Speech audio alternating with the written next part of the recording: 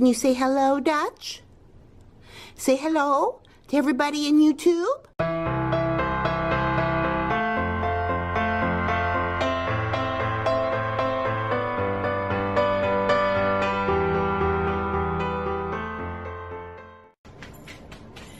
Hello, everyone. Can you hear the pitter-patter of those little paws? Yes, I am dog sitting my granddog. Yes. And my oldest son and his family went to Washington, D.C. for the week for their vacation. So I have the pleasure of taking care of their dog. Oh boy, 4 dogs. Really have to question a person's sanity when they are going to take on 4 dogs. But anyways, I just wanted to check in and say hello.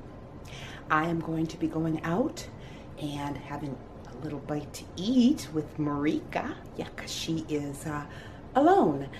Because if you remember, I think I told you, maybe I did not tell you, but Jonathan, my youngest, is somewhere down in Louisiana with the National Guard, and he will not be back until the 9th of August.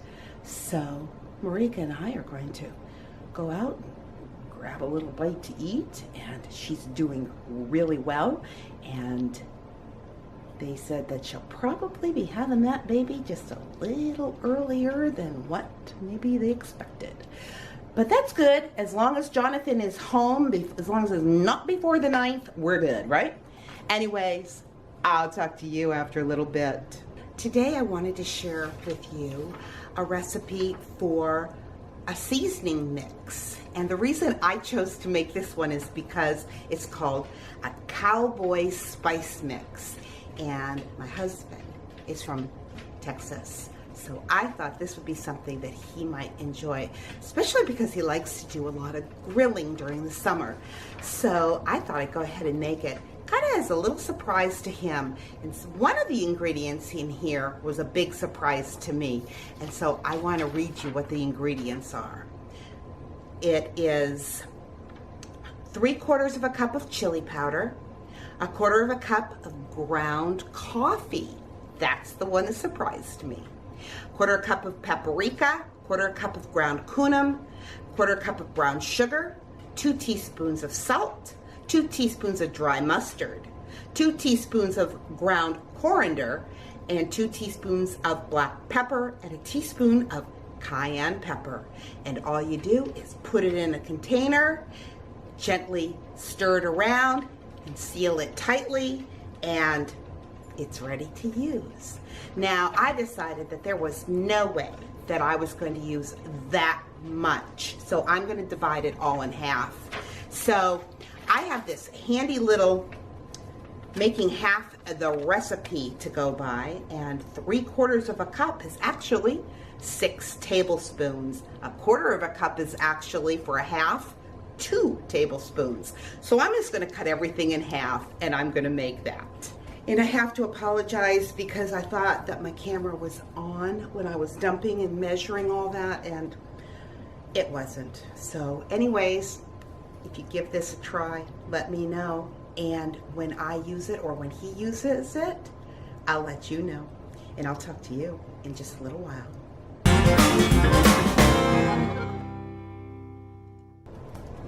I wanted to take a moment and show you what my daughter-in-law brought me. This beautiful bouquet of flowers. We decided we were going to meet up today because today happened to be my birthday.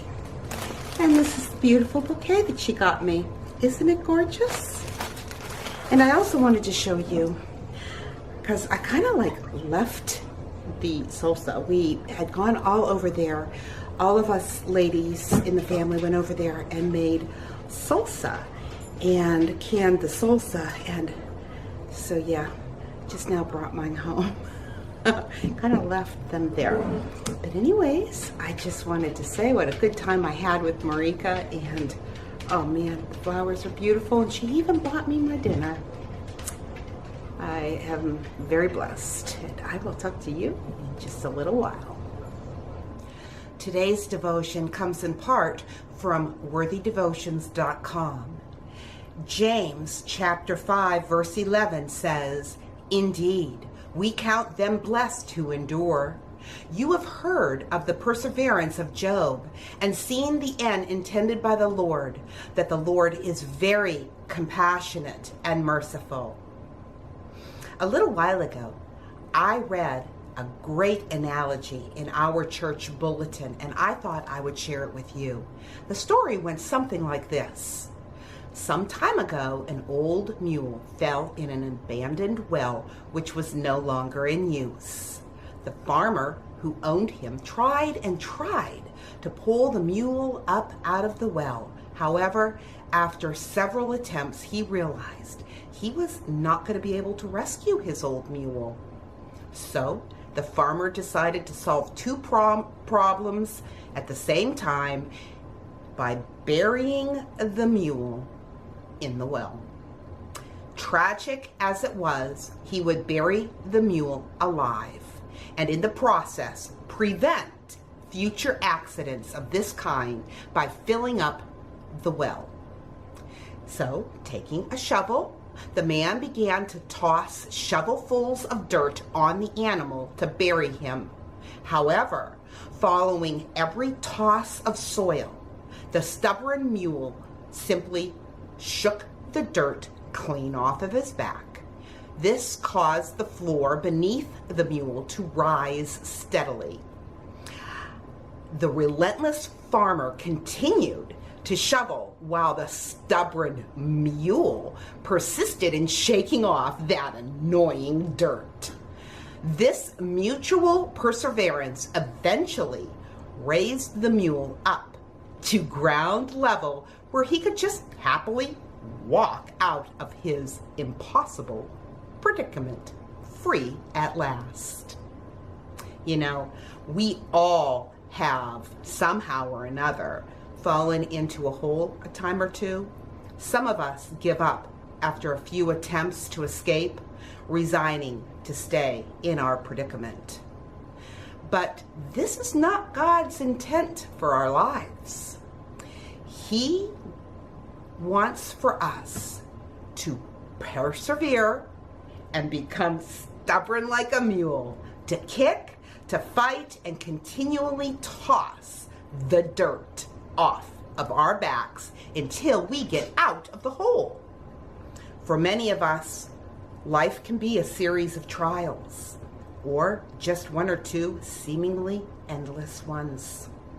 But perseverance is an essential quality of true disciples. We are to press in, press through, and press on.